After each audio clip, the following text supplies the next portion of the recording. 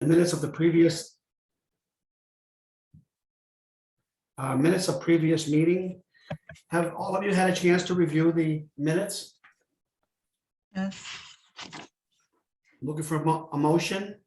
Make a motion that they be approved as given to us. Second. Okay. Any discussion? All in Good favor? job, Cherry Joe. Good job. Terrific Aye. job. Yeah.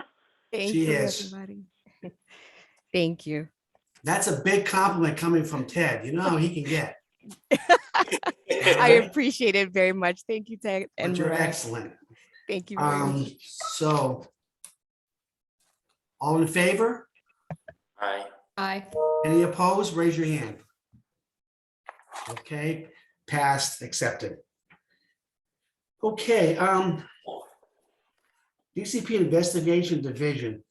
This is something that was actually mandatory, I believe it was too, or I mean, for some time.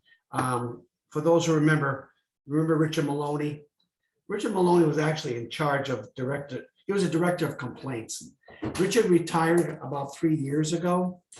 Is it 3 years? I don't know, it's about a while ago, anyhow. And seems like since then, we've never got a status of exactly where we're at regarding complaints. In other words, new complaints, are they active, and also what closed.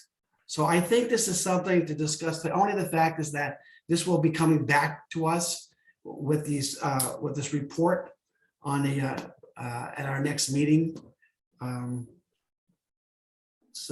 This is, I believe the DCP actually has put this on to be done.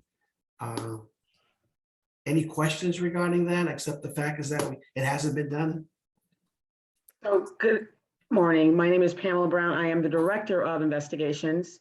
Real estate, all things real estate has recently been assigned to or reassigned to my division as a result of Richard Hurlburt retiring. So yes, it is my goal to bring you information regarding the complaints and investigations that we are conducting. They will be coming to you in the near future. I have to have IT build out these reports. So as quickly as we can get that done, you'll start seeing those. You'll get those with your agenda. However, we're having to go through a lot of build outs and enhancements and figure out our workflows to get this done. So you will start seeing information about cases. They're going to be limited for open cases, but you will see the details of closed cases in the resolutions. Quick question. Do you have enough staff? We never have enough staff, but we do the best we can with what we have. Both Jill and Terry Joe, as you have known them, they work very hard and diligent with what they do. So we do the best we can. I think it helps in understanding. Yes. Question, Pamela, I had a situation where I was dealing with a broker and I wanted to find out whether or not there've been any complaints against this broker. Is there any place you can call? Can you call the department and find out whether there are any file complaints? Sure. So we have our toll-free number. We have our complaint center who handles a lot of phone calls and chats so that you can actually, there's a chat box on our website. You can go in and type in, are there any complaints on this particular broker, sales agent? It could be anyone, any complaint that we might have on file. It's open to the public to check on anyone's credential or any business that we may regulate. If you're looking for case-specific details that you may have to request under FOI. So if we can say, yes, but that business may have 10 complaints, but if you would like the details, and you would have to request under Freedom of Information. Even as a commissioner? I would have to double check on that, but if it's like another area, you would definitely have to request. But I will, we usually provide the resolution. It would be the alleged issue and violation that comes through the door. And then upon conclusion in the report that you will see is the resolution, the found issue. And if the case goes to legal, they will make a notation because they will close the file on how it's settled. I think in the past, how it was handled. I mean, there's only so much information that we can get, only because the fact that is this could become at a hearing. And therefore, it's best that we don't have some of this information. Correct. Otherwise, So then- you're gonna have to resolve this beforehand. Correct. Excuse me, Commissioner Castleberry, we have Cindy Butts with her hand raised. If the other commission members are finished with the questions. Okay. Cindy, you're muted. Yeah, I just want to confirm with Pamela that the person who retired is Richard Hobart. It's not Richard Maloney that is the resulting with the case studies, right? Right. So, No, so this Richard unit Mal- has it was- transitioned from Richard Maloney to Richard Hobart, and now, Right. so yes, it is. So I just thought it sounded a little bit like Richard Maloney didn't do something, but it's Richard Hobart who just retired and you moved Richard Hobart stuff, correct? Yes, correct. Okay. Yes, Hobart or Holbert? Hobart? Hobart. Holbert, right. Mhm. But was Richard Maloney that actually was responsible to getting these reports to us? Yes. Since So, he retired, we never got anything. okay, so that'll be changing. That's something that I'm working on with our IT Thank you, Pam. department to get these reports generated and upgraded. That's correct. Good luck. Thank you. I've got great staff here, and I'm trying not to overwhelm Jill with everything I'm trying to do. I have lots of visions for the real estate area, so I'm trying to take it slow. Thank you so much. Thank you. Yes, Bye now. we're happy to hear what you're doing. Thank you. Okay, DC Legal Division, introduction of a new staff attorney. Paulette, is she here? Oh, there she is. Happy New Year, everybody. I think this is my first time seeing everybody since the new year, right? Yes, Okay, all right. So 2022, good year for us. So we're trying to expand. Hi, Alan. Hi, Paulette. How are you? Good, to how are see you. you? Good to see you too. So the legal unit, as you know, at DCP, we are retracting and expanding all at the same time with, retiring people, hiring people. It's a it's a slow process. So, but we're glad and happy, and I'm so excited to introduce Paul Gabrowski. He's our latest hire. And we're also, before he introduces himself, and to let you know when he started and what areas he's covering, we're also in the process of hiring another attorney to focus on real estate teams. And so we do have a person in mind. We're just going through the HR process. So I'm just going to ask Paul to introduce himself to the Real Estate Commission. Good morning, everybody. Happy to be here. My name is Paul Grabowski. I started with the department about a month ago, and I'll be handling enforcement issues with occupational and professional licensing. I've got some various boards and commissions, professional engineers and land surveyors, and then elevator, heating and cooling, electric. So yeah, I'll be spending a lot of time with the boards and commissions and excited to be on board. My background is in really administrative law within healthcare, within Medicare and Medicaid. So a lot of background in administrative law, just happy to be on board and lend my services to the department. So look forward to working with all of you. we're happy to hear that, and we're happy to have you. Thank you. Welcome, Paul. Welcome on board. Welcome. Okay. Does he know he has to bring the donuts? Virtual donuts. Yeah, right. At this time, I want to take time to announce that during a retirement of Alan Panansky from the AG's office, who's been with us and guiding us for some time. I know, Alan, how many years has it been? Close to 30, Ben. Well, how many years have you been actually with this current commission? Do you know? About, I say about 25. Yeah, that's about right. Okay. So Yeah. Alan, what are you gonna do? Alan, what are you gonna do? You gonna run for the Senate or something like that? No, I'm gonna run for best hiker in New England. Hey, Best, so young. best gourmet eater or whatever. I'm I'm just going to embrace life more. I have more opportunity now. I guess I'm in good company with so many who are going to retire. It's April 1st is my date. But you know, the saying is that all good things must come to an end, and I've been fortunate in that I've been counsel to this board for 25 years, and it's been terrific. It's been great, and I'll miss it. I'll miss all of you. I'll even miss the problems because collectively we provided solutions to the citizens of the state, to our wonderful state, and I would just throw out kudos to Ben, who I've worked with, and Paulette and others on the boards through the years. I think we accomplished a lot, and I'm just very thankful for the years. So I just want to tell you this will be my last appearance before the board, sadly. But I have many, many fond memories of all of you, and God bless you. God Thank you, bless Alan. you and good luck. I just want to say that Alan has been very supportive. I don't know, sometime when I do without Alan, I mean, we went to him in many cases, especially during our hearings and the process of it. And Alan was always there and answered the questions, and it got to the point.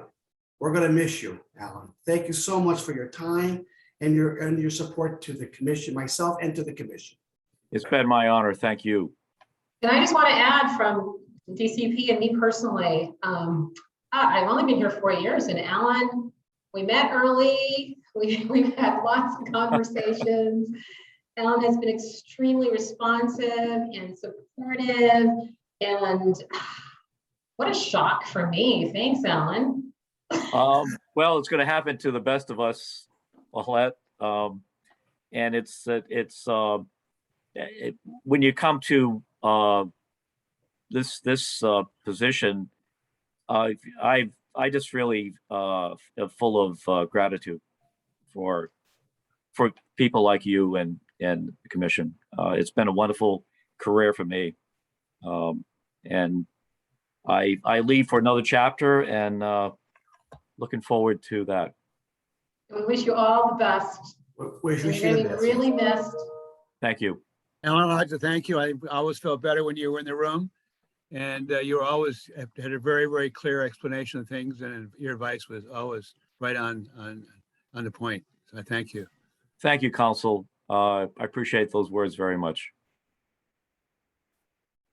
We don't know who Alan's replacement is going to be, but that will be announced at a later time. I'm pushing for a 4-star attorney who is yet to be named, but we have a lot of great baseball players who can hit them out of the park for you.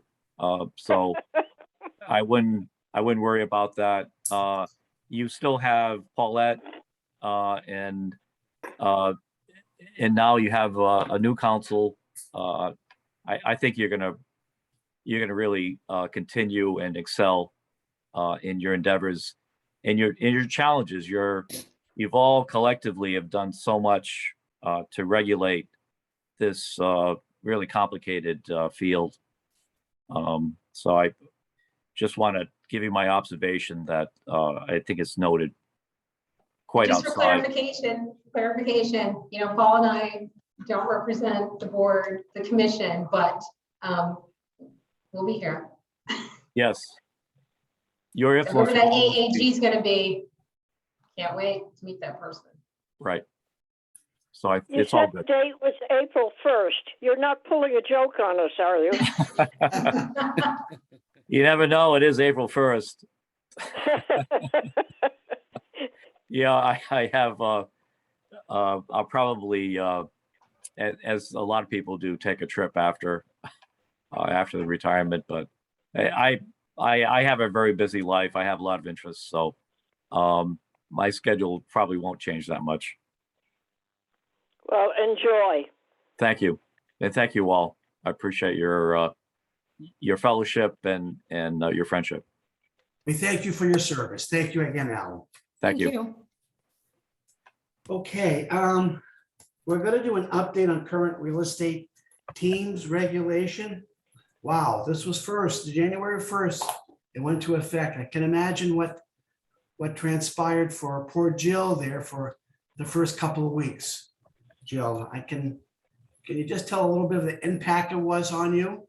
Sure, there was an impact, and it didn't just start in January. Actually, it started right after the bill passed. People, the brokers and salespeople started emailing me, wanting to know all the details. Then the details came out, and then, as we know, January 1 was when they were going to start. The law was taken effect, and applications were processed prior to that, but just not fully registered. And right at January 1st, or the last week of December, it got very busy. And January 1st, 3rd, I think the 3rd was the Monday, the emails were 100 plus a day. And that went on for the entire week. So that's all I did really the first week of the new year, the first 2 weeks. And it's slowed down a lot now. A lot of people I still get quite a few emails regarding teams. Mainly it's something that's been stated many times, that the department does not approve or disapprove any team name. But I still get constant emails for, is this name okay? How about my logo? Is my logo okay? They should really be talking to the brokers about that. So yeah, so it's slowed down. We're back to our normal pace here, I would say. But I know licensing was, they were really busy. I think Paulette might have some numbers on that. I don't know. Jill, do you see that the process itself was fairly smooth? I mean, were we prepared? Is there anything that's going to change, or do you feel the system that was in place is working? Well, I can only speak for what I do. I receive emails on questions. I'm not hands-on licensing. I don't license or issue credentials or any of that to the teams. That would be under the director of licensing. Okay, thank you. I also wanted Cindy to be involved, Cindy Butts and Jim and regarding, and Kristen, and regarding of what on the other side of it, CTR. And I'm sure they got plenty of questions that went on. And how are we doing, Cindy? So as Jill said, we started providing information starting in July with our first FAQ. So we typically collect questions from members on our legal hotline. We draft what we think the answers are, and then we send them to Julianne, Leslie, and Paulette to review. And they come back and tell us what DCP's answer is to the question. And then we send that out to our 19,000 plus members. We have requested with questions, and a lot of times people don't read the FAQs, they go ahead and call us with exactly the same question we have on them. So what Kristen does as much as possible is we copy and paste verbatim so that they can't say that we gave them a different answer than we gave them. So we spend a lot of time cutting and pasting since June and July with all of it. The other thing that happens is we go through time, there's more refinement, such as we didn't really know how the calculations were going to work on the registration system, and other details specifically related to the programming. The programming had to happen for everybody to figure out exactly what that was going to look like when they got to that step of it. But where we are now is we had 5 separate FAQs, and we've now combined them into a single one. We've removed any question that doesn't apply anymore, such as, will they approve, just anything that was in advance of the law happening, or anytime DCP, when they thought about it more or had more information, decided that an answer needed to be a different answer. And then we did a correction in the document. That happened very infrequently, but we did make sure that happened. So we currently have a single FAQ 5, that combines 1 through 5. We recently sent FAQ 6 back to legal via Paulette, and she reviews it with the legal team over there. So we're waiting for that as well. Also, DCP, which has been very helpful, reinforces stuff in our FAQs in case people think we don't have it reviewed by the attorneys before we send it out. They've sent out a do's and don'ts and a step directly from the department to the licensees. And that's been helpful too, because then we can send two things to them. Kristen will cut and paste, and then she'll send them the exact same information that DCP sent to all licensees. So that's where we are on that document. And I know Jim told me to be sure to say this, and I would have anyway, that we're astoundingly grateful to Paulette and to Julianne and Leslie. We know they have no time, and we have, and I'm sure you've seen our FAQ. It's horrifying how granular some of the questions we're asking. Like one question is, can I use an ampersand? The next one is, can I use a dash? The next one is, can I use a slash? And we're actually like, they're dropping weed and alcohol to do ampersand versus dash. But in the hopes that when people submit a name, we've given them so much information about names that they couldn't possibly need to have someone sign off on a name, because it's been that granular and refined through all of this time. So huge thanks to them. They do not keep us waiting. We don't want it to take longer, but we've been really grateful at how quickly they answer it as we all collectively try to stop the calls to Jill and Michael Elliott, by all of us being on the same page and giving the same answers and as much as we can step in. The final issue is code of ethics. I had a call last week from someone asking if they could file a code of ethics complaint. We have an advertising requirement as one of our articles of the code, and regularly, through decades, have handled marketing and advertising complaints as violations of the code of ethics. And those can result in letters of reprimand, fines, requirements for additional education. And the answer is yes. If someone wants to make a complaint that something is non-compliant related to teams, such as I can't see the company name anywhere, prominent has been defined by the DCP staff and attorneys. And, it's not prominent. And can they put that through our process? And yes, we have said, and I did a meeting with our association executives yesterday to say, expect this to start, because it might be a faster process for people to go through the code. Most of the time, people just want them to be compliant. They're not trying to get, DCP to pull their license. They just want the company to be compliant and the teams to be compliant. So we do think we're going to see an increase in complaints at our level related to those violations. And I think that's all of our updates, unless Kristen and Jim have anything else, or if any of you have any questions for us. Cindy, do you mean that complaints would come from essentially other teams who are now following the rules against teams that are not? Is that why? In the realtor code of ethics, anyone can make a complaint. Okay. It can be any realtor or any member of the public. So Okay. absolutely anyone can file a code of ethics complaint, and it doesn't matter who they are. It can be someone who used to be licensed and is no longer licensed. Okay, So because I've code of noticed a ethics- couple of larger teams are not complying at this juncture. So I was wondering, like, at what point other teams who are now complying and have gone through this whole process will complain about the teams that are not complying. It has absolutely already started. Okay. Yeah, and we are definitely getting calls now about, okay, I'm ready to complain. I think people gave a little bit of leeway in the beginning, Amy, Sure. because they thought, a lot of people didn't start until the 31st, and they thought, well, it's going to take some time. By the time we got to the third week in July, it looked intentional. If Okay. someone didn't do it, how could they possibly have not seen all of the emails directly from Right. DCP? How could they have not seen all the FAQs from us? We've also, Kristen and Jim and I have also met with the managers of the largest firms. We've done Zoom instructional and the marketing departments of those companies, and any firm that requested at this point, we will go over. And again, we use the FAQs, and we use verbatim the language that we know that the DCP attorneys have looked at. We're not in any way trying to interpret on our own. But that was a long way of saying yes, Amy. Okay. Yes, other teams definitely turn in teams because they feel like if they had to use a name, if they didn't get to use a name they wanted to use, they are very unhappy if they see someone using a name that they wanted to use, but then didn't to be compliant. Right. Or they're unhappy that they did all of it and they're still seeing other people take this long Yeah. to switch their website. Okay. So, yeah. And I'm assuming litigation has not been filed at this point yet.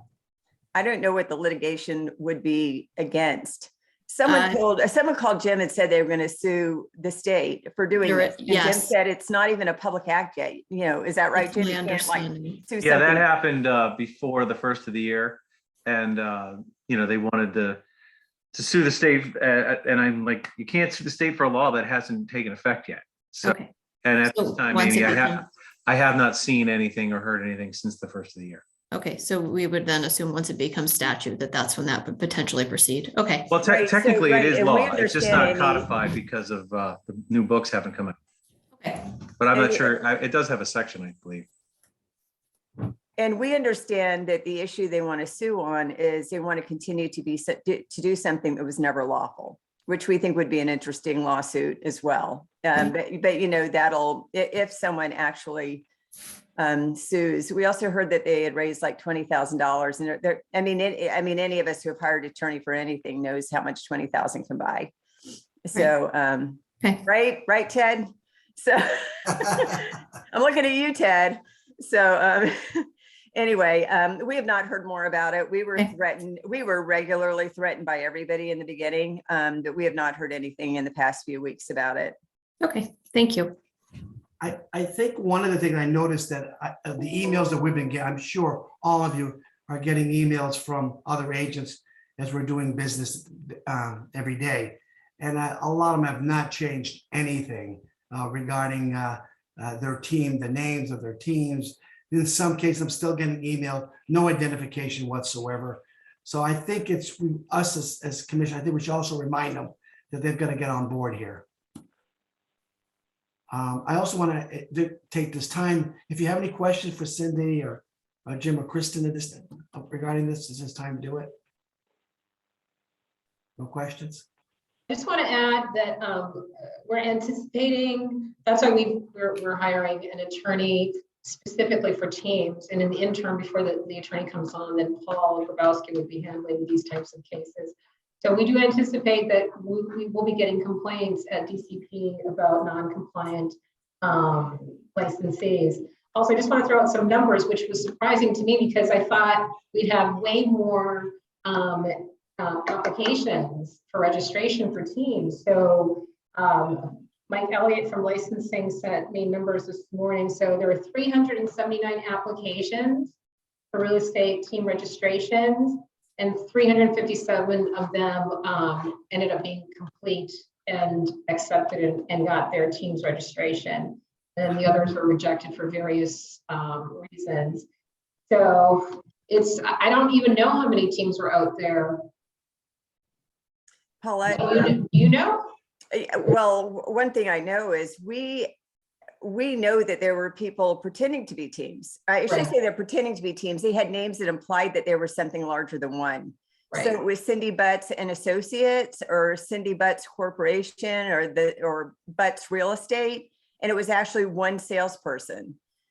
So we didn't know how many of the Cindy Butts Real Estates were actually one salesperson versus an actual team. So I think this is the first time we've actually been able to see, of all of those names that we saw that looked like they were real estate brokerage agencies, how many of them have actually ended up to be something that was at least two licensees.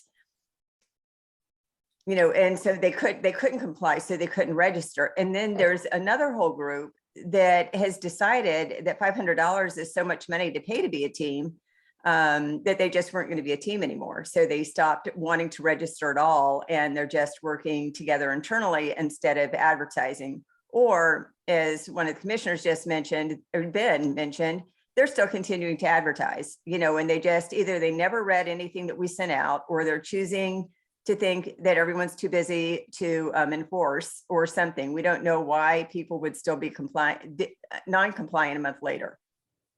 So that's a long way of saying, we have no idea how many there actually were at the start or how many there may be. Thank you.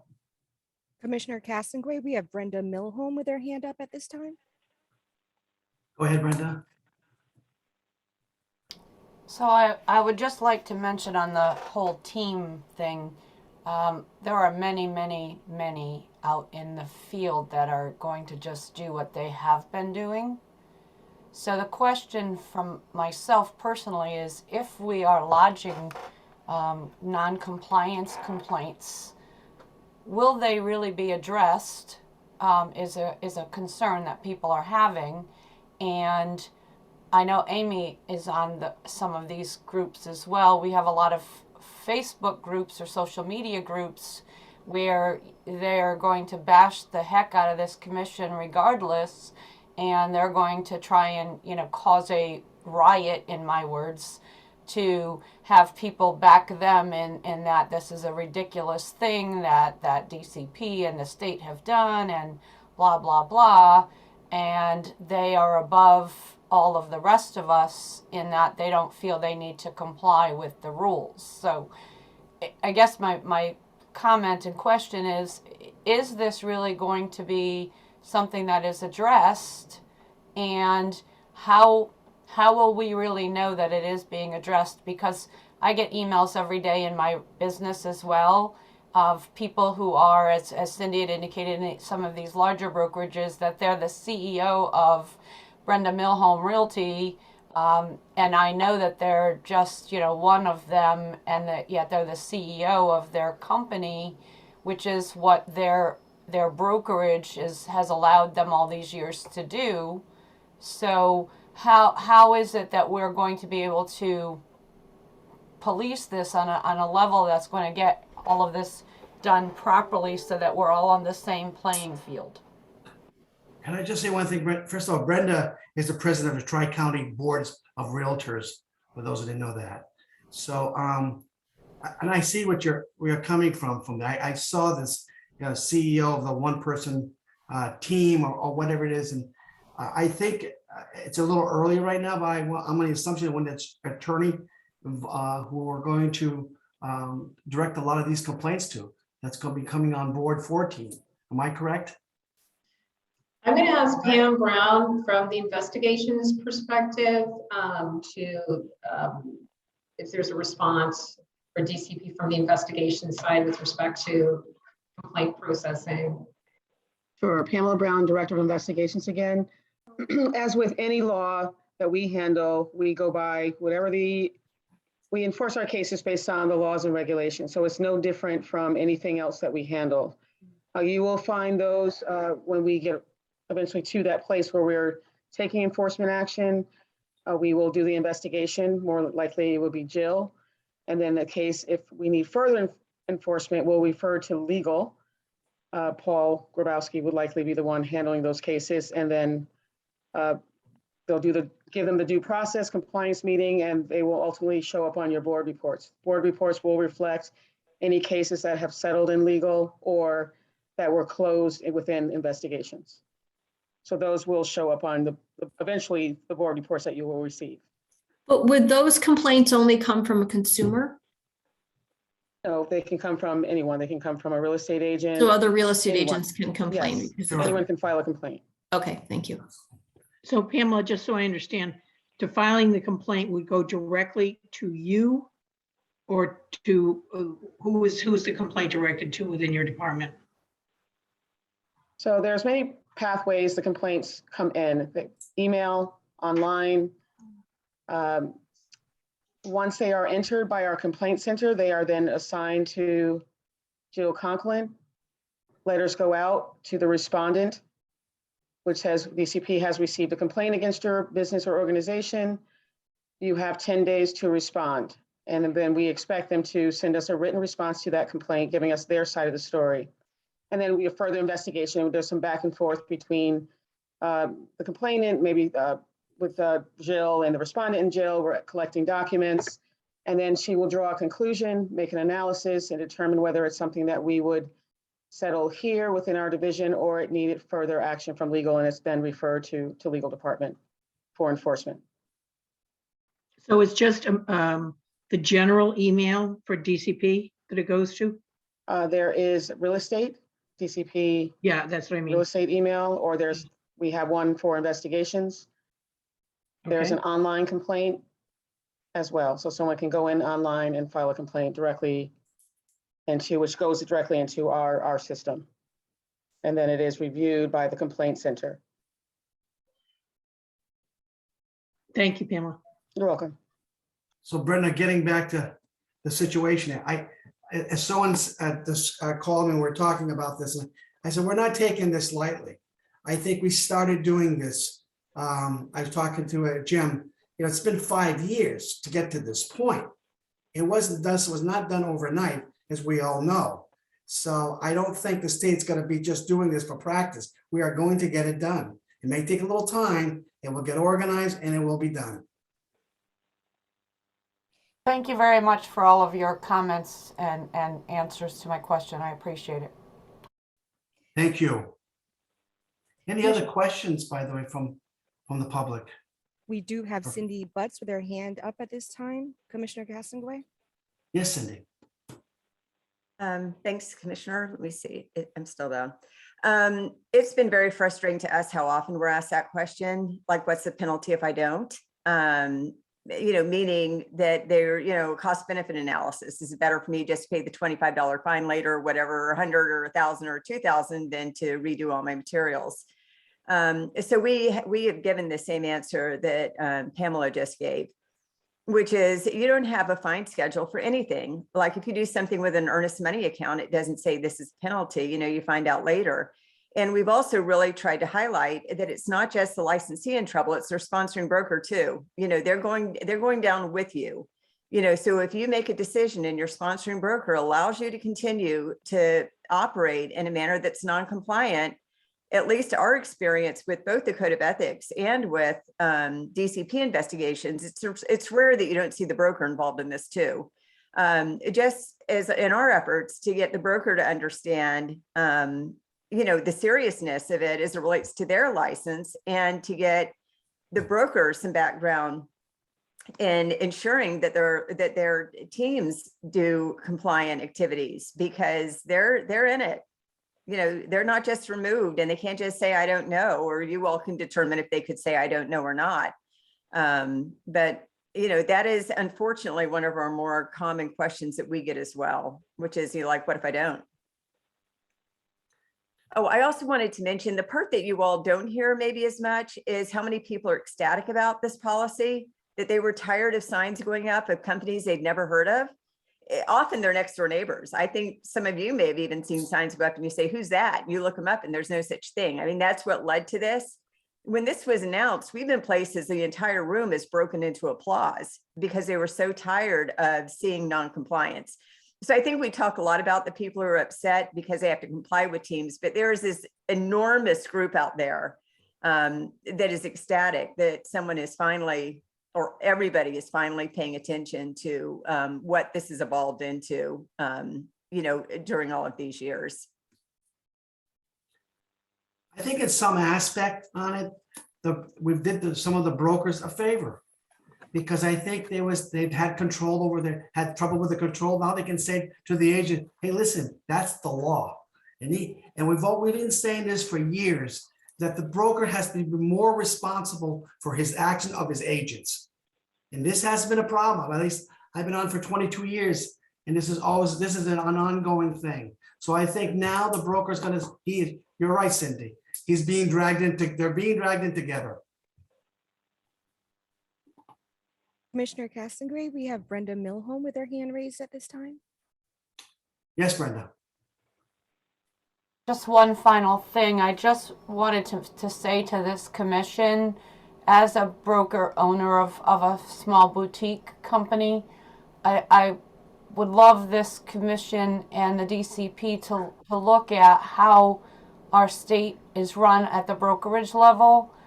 I have 7 agents, and that to me is a lot to be able to manage and know exactly what they're doing. So my concern, as is the concern of many in our industry, is how can we give a broker the authority to manage 400, 1,000 agents and know what they're doing? So again, I don't have a solution. I just think this is something that should come before this commission. I'm sure it has. But that is very difficult. We're supposed to know exactly what they're doing, and I can tell you, this commission, that I know exactly what all of my agents are doing at any given time. But if I had 100 agents, there's absolutely no way I would know. And that risk is terrible for our consumers, in my opinion. Never mind the broker, just the consumers are not being properly cared for, in my opinion, if we have somebody supervising that many people in this industry. And that's just my comments on that. Thank you for your time. On that, I think on these large companies, which has gone on for years and years and years, there'll always be large companies. I think it's a matter of they're going to have to get organized, it's organization. All right, to be more responsible for the action of their agent. Yes, we don't expect the principal broker to maybe watch 500 people individually. It's not going to happen, but he can delegate that responsibility, some of that, to others. And I think that's been one of the problems. What they've been doing is they've been feeling that, oh, well, I got a team, we've got teams here, and the leader of the team is going to be responsible. That's got to stop. That's got to stop. Okay, anybody else? No additional hands raised at this time, Commissioner. Oh, okay, we're going to move on to any old business? No old business on the agenda for this Okay. month. New business on it.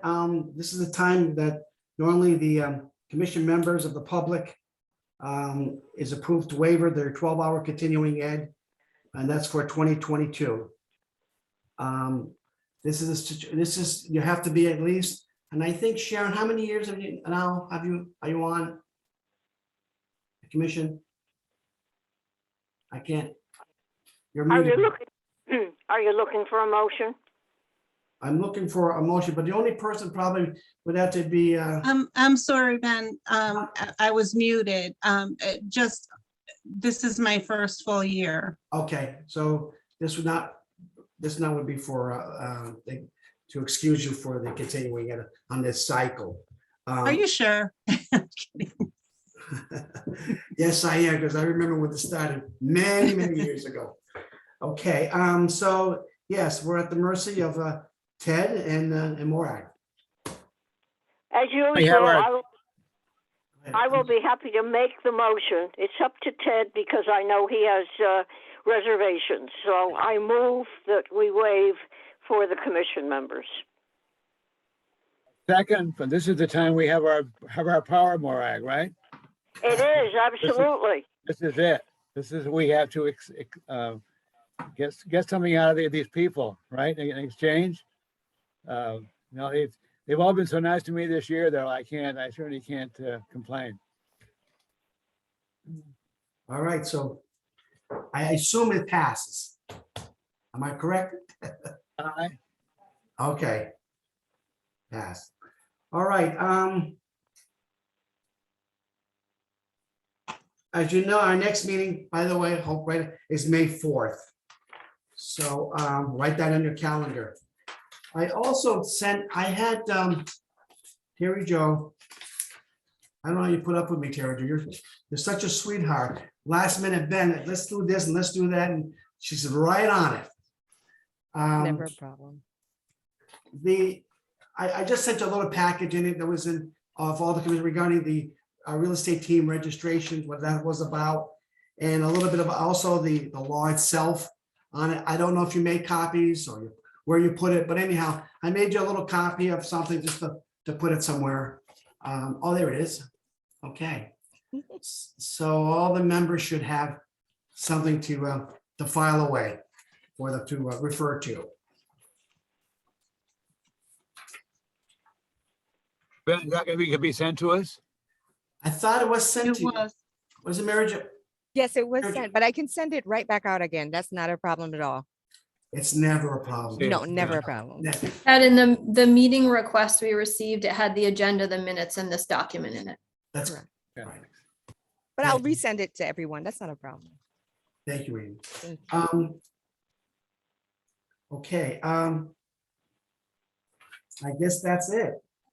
So I will, unless there are any other questions or anything? Anybody want to say anything? Commissioner Happy Castlegray. New Year.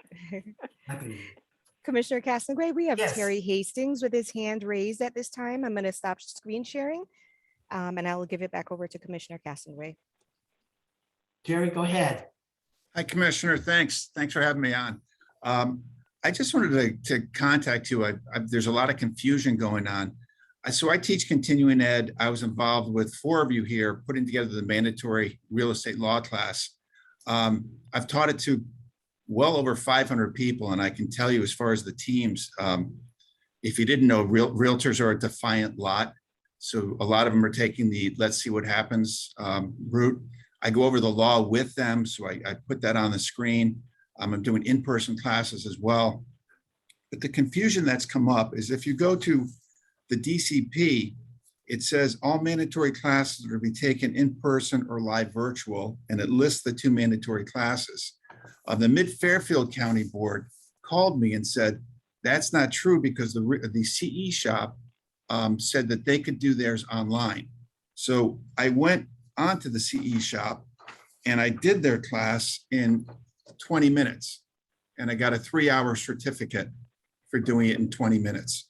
The certificate came later, but my acknowledgement from the CE shop came in 20 minutes. So the question is, if the Department of Consumer Protection is putting on their website that this is a mandatory class that you have to take live or Zoom, what's the answer that I give to real estate agents? And, you know, in doing this class with the well over 500, as I said, we've got enormous confusion, for instance, with the class action lawsuit against Houlihan Lawrence with dual agency.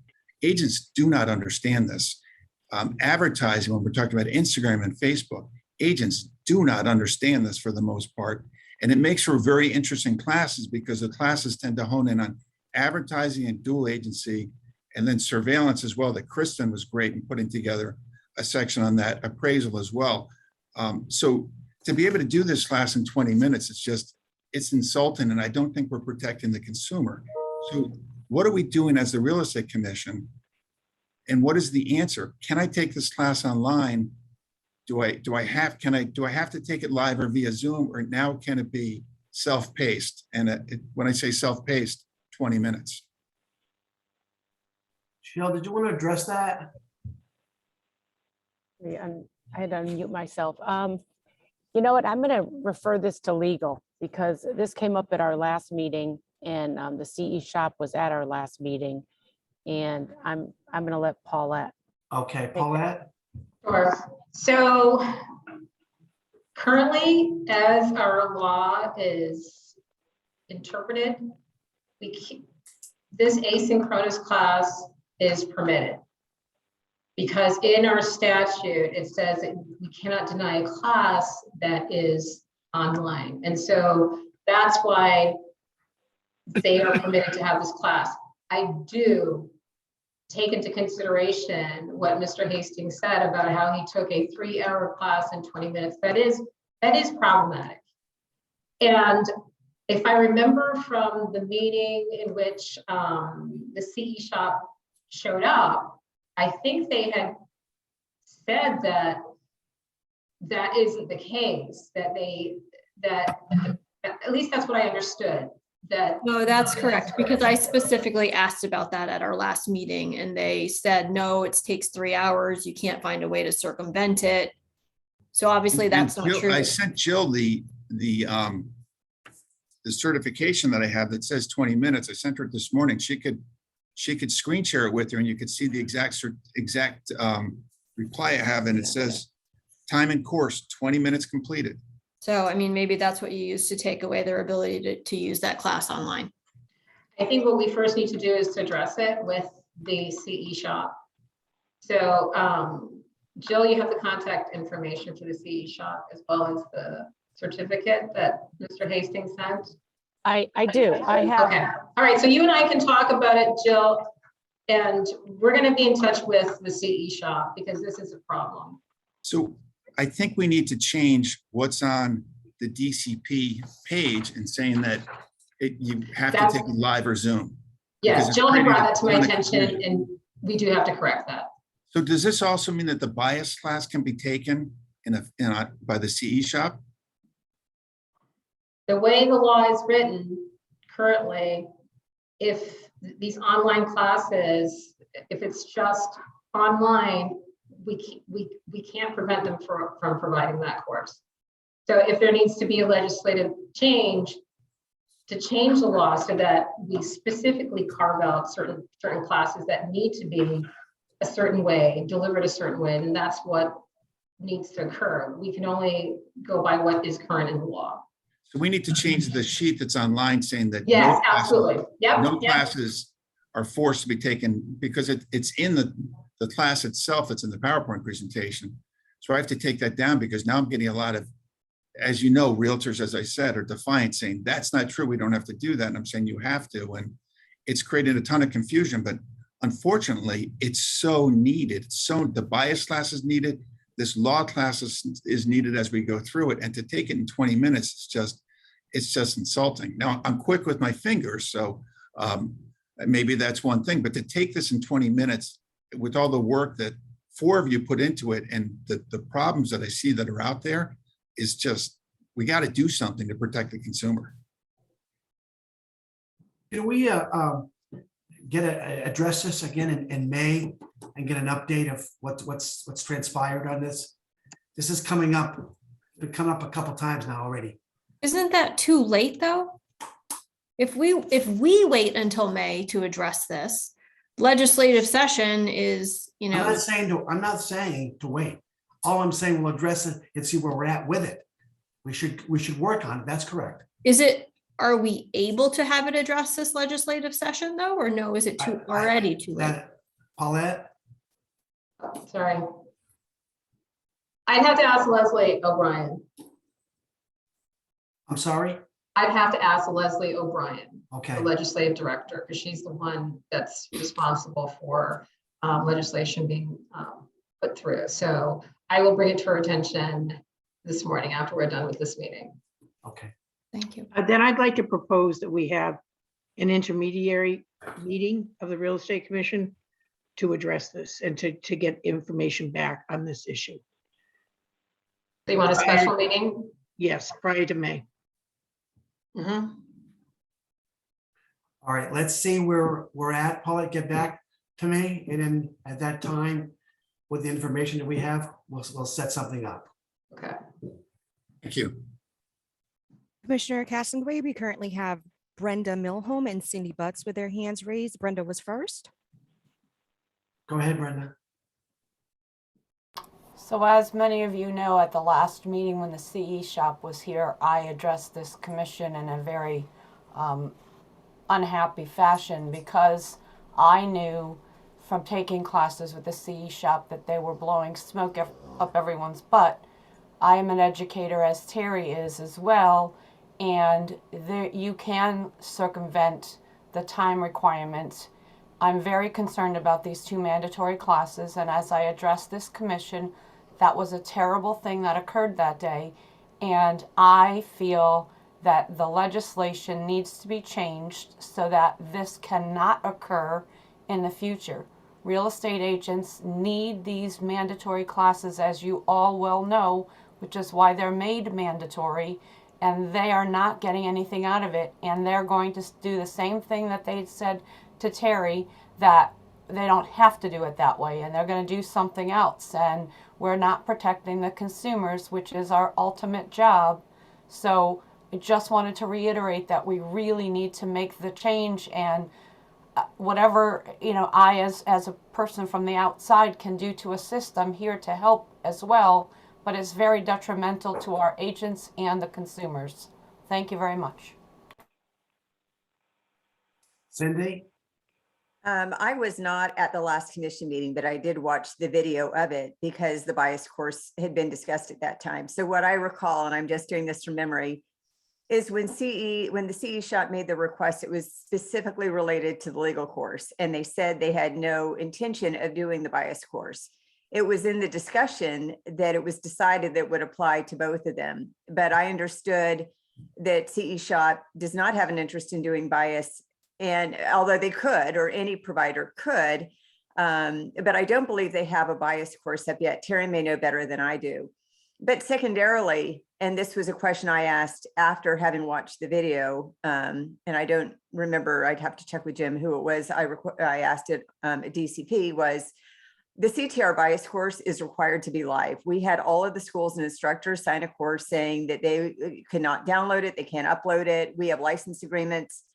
If any provider wants to do a bias course, they're going to have to separately submit something to DCP to approve, because they can't just take the course that CTR created and turn it into a correspondence course, because that would violate our license agreement with third-party providers, and it would violate their agreement with us. So apparently there's also a way, if someone else wants to create their own bias course, there is a path for that, right? And Paula can correct me if I'm wrong. There is a path for a school to submit their own course, but they can't just take the videos that we've created, and they can't take any of our copyrighted material and just post on a website and use however they want for their own course. So should we see a misuse of it, we would take whatever appropriate action we needed to take against a provider that we've asked to understand that our course can't be converted to something else. But I was not at the last meeting, so could not address it at that time. But I personally definitely share Terry's concerns that any of these courses can be done in 20 minutes. Depends on, and they'll say, well, you could time it, so their computer's on or every half hour. And then when like Terry, any number of providers, they'll say that. And when I go to try it myself, I can typically run through, and I don't even practice real estate, and I can whip my way through it quickly, or just leave my computer on while I watch TV and at the end take the class. Because to me, that's the equivalent of us saying to any person taking a 3-hour course, if they walk in, do you want to just take the test in 20 minutes? You don't even listen to the content. If you pass the test, you're good. We'll just go ahead and give you a certificate.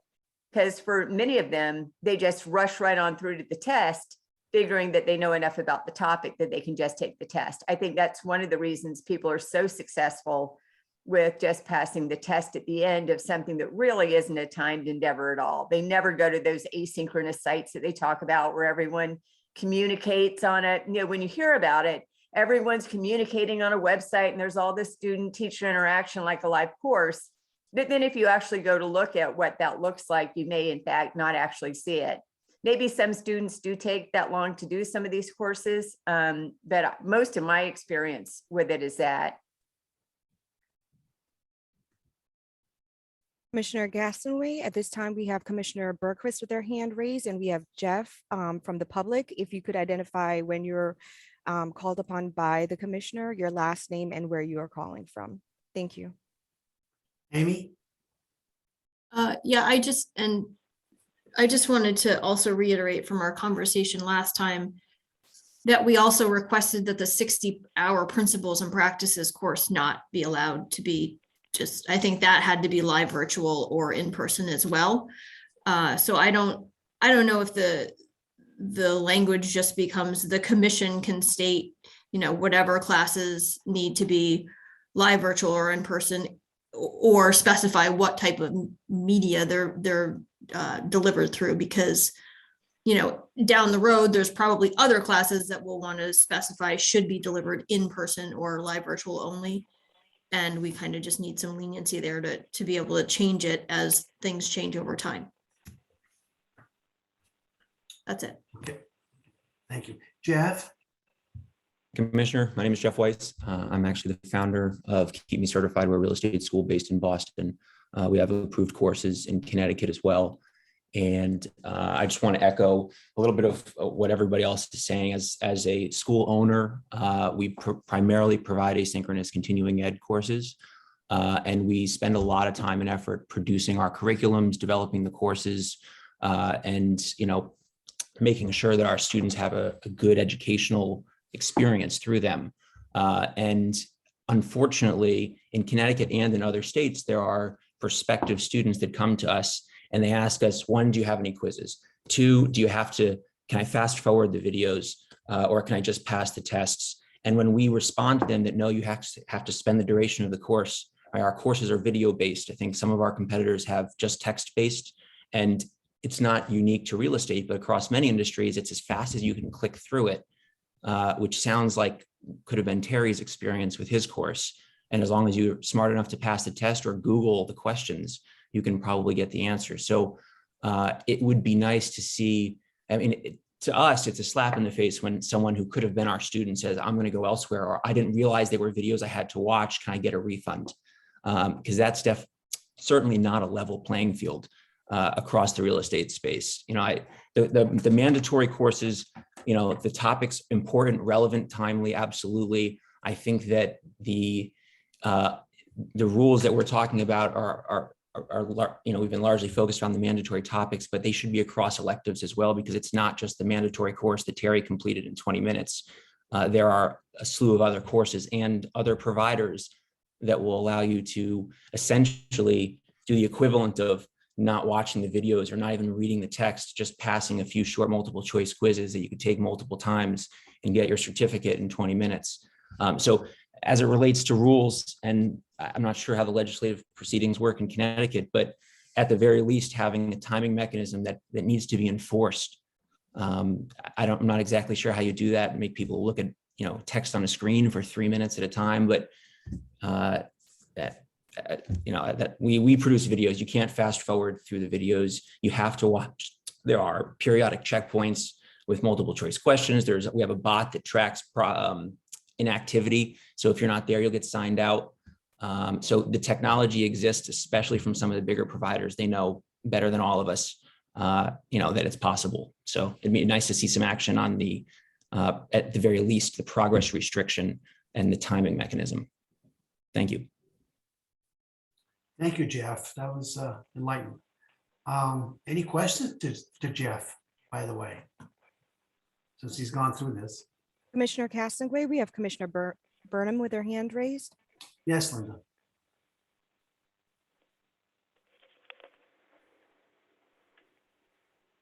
You're muted. Sorry, guys. This is not for Jeff, but the more that we talk about this, the more concerned I am about the legislative window that we might have.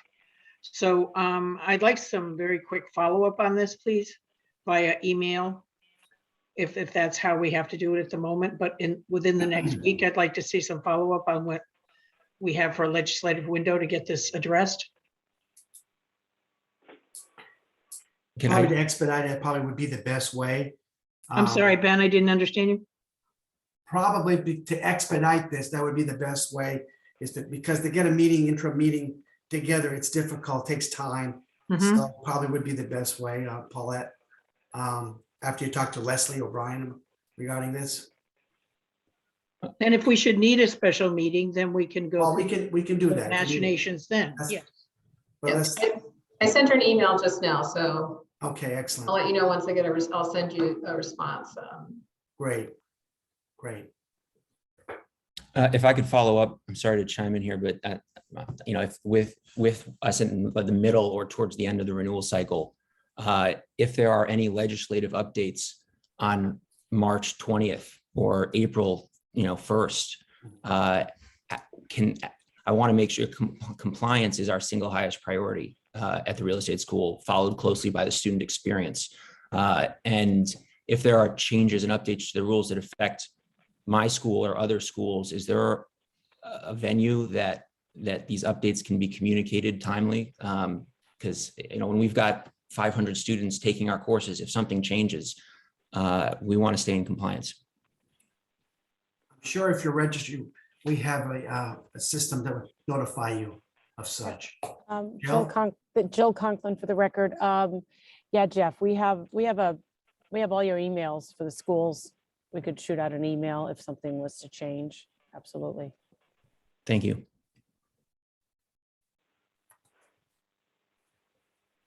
All right. I think that is it. I want to thank all of you who participated. It was very helpful. You answered a lot of questions that's been building up. And otherwise, I'm going to adjourn the meeting. Thank you again.